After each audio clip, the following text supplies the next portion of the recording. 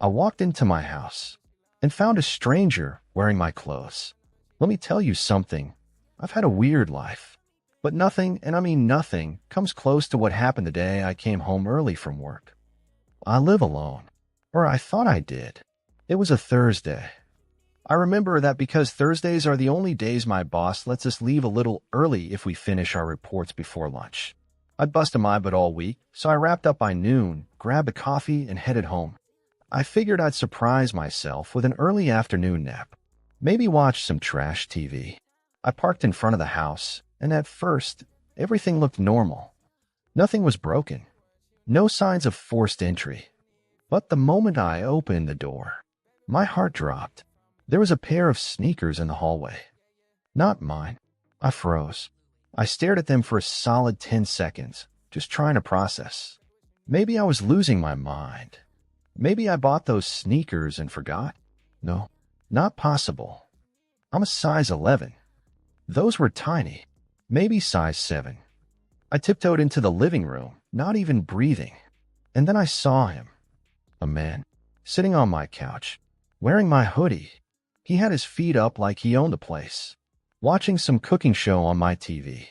Calm, relaxed, like it was just another Thursday. My first instinct, slam the door and run. But instead, I did something stupid. Something I still don't understand. I said, "Hey."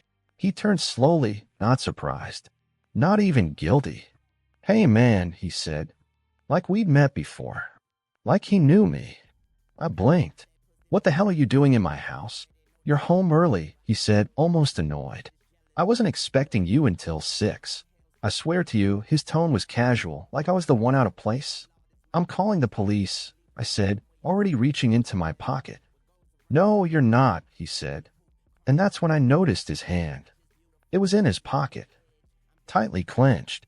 Suddenly, my phone felt very far away. "Listen, man," I said, trying to stay calm.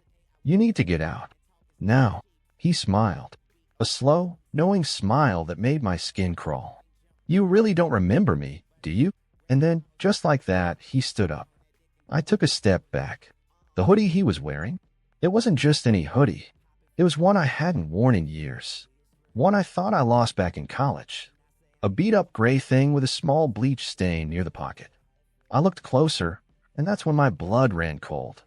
The hoodie had my name stitched on the inside collar. My mom had done that. One of a kind. This man wasn't just wearing my clothes. He'd been in my life a long time ago. I stammered, Who are you?"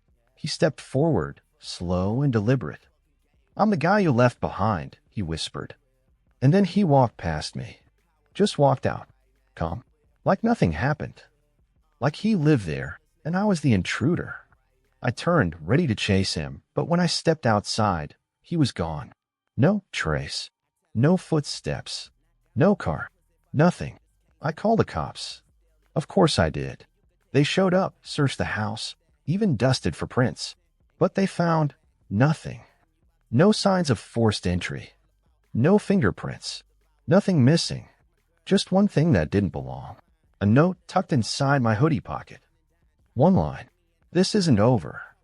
Not yet. That night I didn't sleep. Because the way he looked at me, like he knew me, I started remembering things I hadn't thought about in years. And one memory kept clawing its way back. A boy I used to know. A boy who vanished when I was 13. A boy whose name I swore I'd never say again. After that night, I couldn't think straight. I went to work the next morning, but I was just going through the motions. My mind kept spinning back to that face, that voice. "I'm the guy you left behind." And that note, just sitting there in my hoodie pocket like it belonged there. Who was that guy? How did he know so much about me? About my house?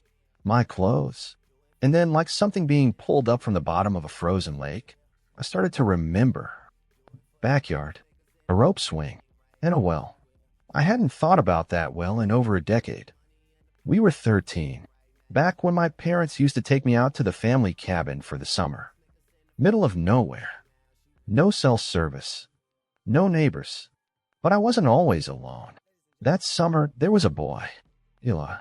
He showed up one day, out of nowhere. I never even saw where he came from.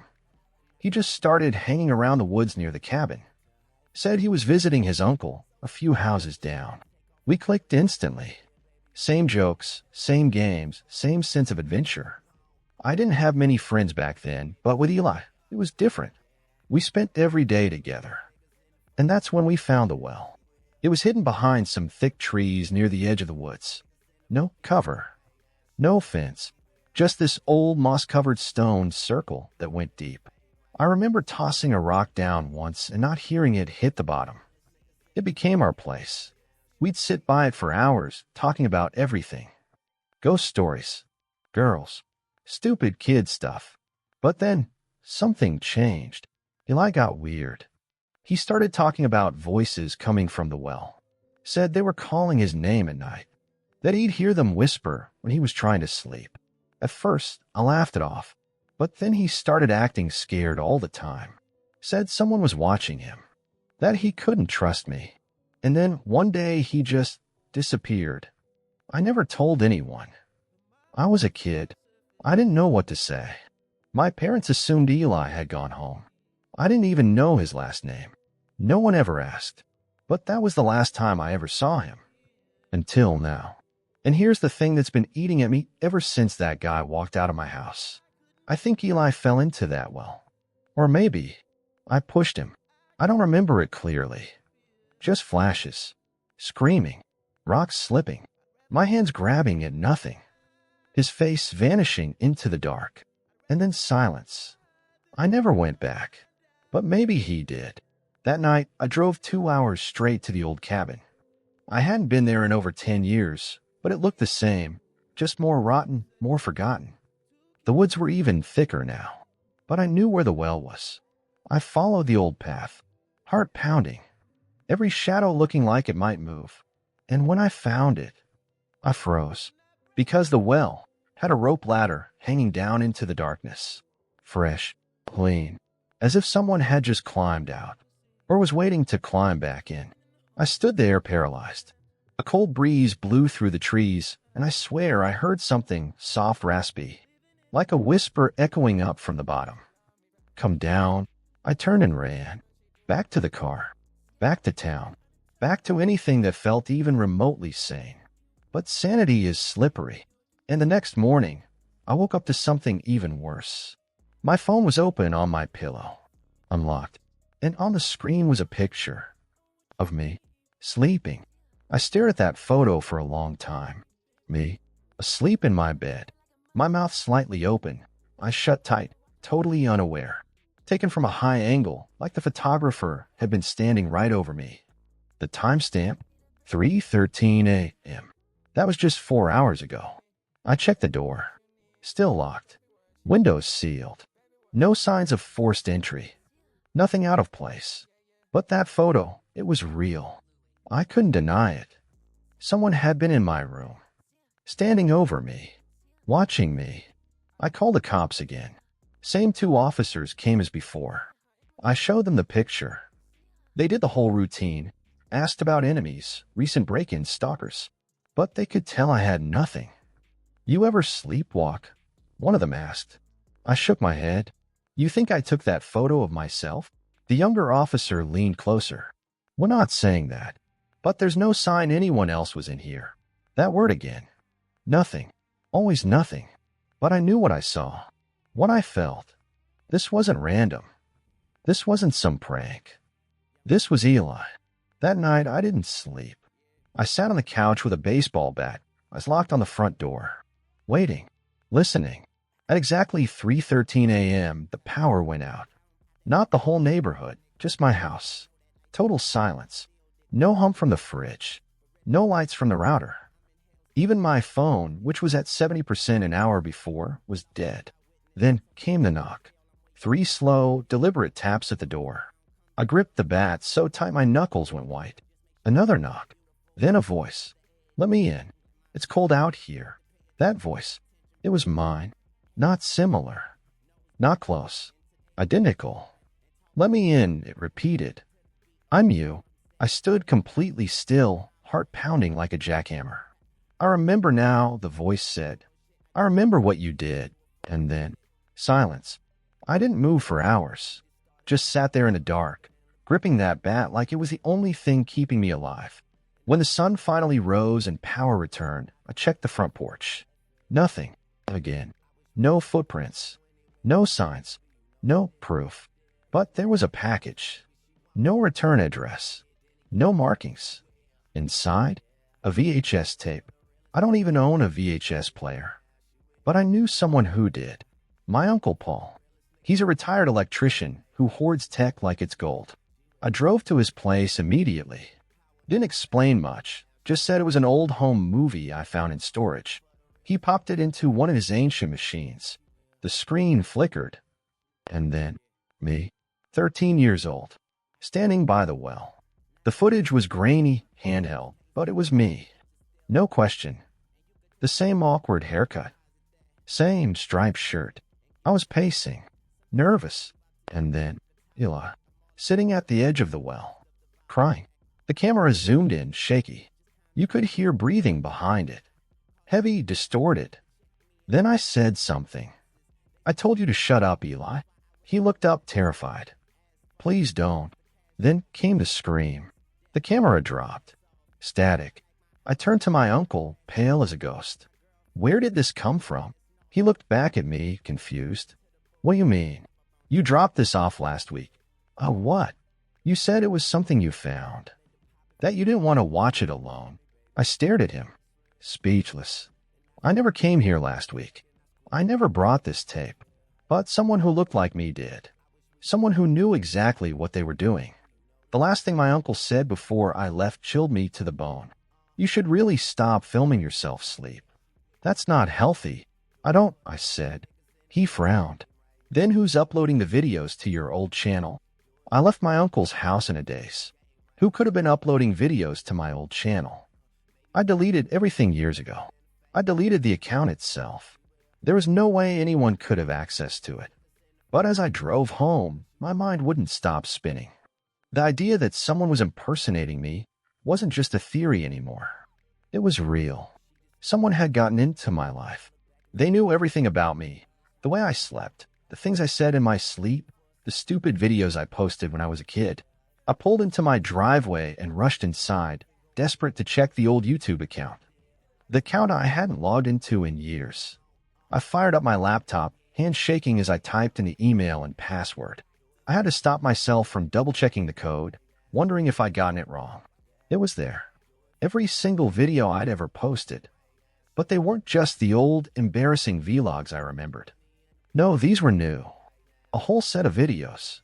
All posted in the past few weeks. The thumbnails? All from my current life. My apartment. My street. My backyard. In the videos, I wasn't speaking. I was asleep. But the camera angles were perfect. Whoever was filming me knew how to get up close without making a sound. They knew when I shifted in my sleep, when I was about to roll over, when my lips would part just enough to catch my breath. There were 10 videos in total. Each one with an eerie, quiet title. The Man Who Isn't Me. The worst part? They were getting views. Thousands of views. And I hadn't posted a thing. I clicked on the most recent one. The video opened with a shot of me lying in bed, sleeping. The camera lingered on my face for an uncomfortably long time. I could see myself. There I was, just as I had been the night before. But then something caught my eye. In the corner of the frame, a shadow moved. Slowly it crossed the screen, right next to my bed. I froze, watching, heart pounding, as the figure leaned over me. The shadow moved closer and closer, until the figure was right next to me. The breathing was soft, like they were taking their time. Then, in the video, I could see the man's hand reach out. I could almost feel it. The way he placed his hand on my shoulder. My shoulder. The camera angle shifted, showing my face as I slept, blissfully unaware. But there was one thing I couldn't ignore.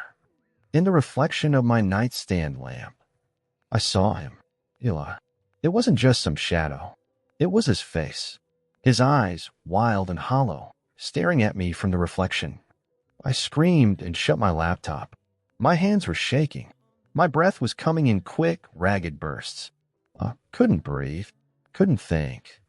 I grabbed my phone to call the police again, but the screen was lit up with notifications. Texts, emails, missed calls. I opened the first text. It was from an unknown number. "You forgot something. The well's waiting. Come and get it." I couldn't sit still. I couldn't stay in that house another minute. I drove straight to the cabin. I knew I had to go back. I had to know what was happening. I had to understand why this was happening to me. It was the same route I'd taken that night before, but the closer I got, the heavier my heart became. By the time I pulled up to the cabin, the sun had set. The forest was dark, too dark, and I felt like something was watching me from the shadows. I walked straight to the well, the same place I'd run from years ago. But this time I wasn't running. This time I wasn't afraid. I had to see it for myself. And when I peered down into the well, I saw something that made my blood turn to ice. There was no darkness, no void, just a mirror. I didn't understand. I didn't. And then I saw it. The reflection. Me. But it wasn't me. It was Eli. He was standing there, just like I had, looking straight at me. And then he said, "Finally."